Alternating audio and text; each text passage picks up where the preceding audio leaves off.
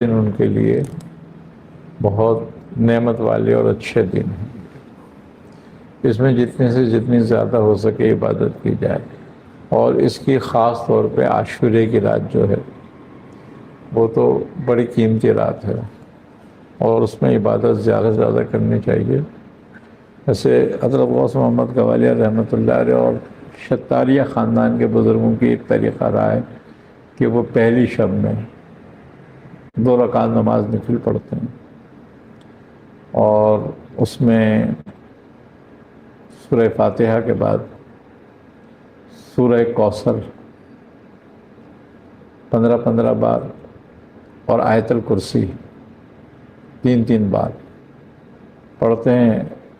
اگر کوئی ایسا کرتا ہے تو وہ کہتے ہیں کہ پورے سال محفوظ ہو جاتا ہے، حفاظت سے رہتا ہے وہ۔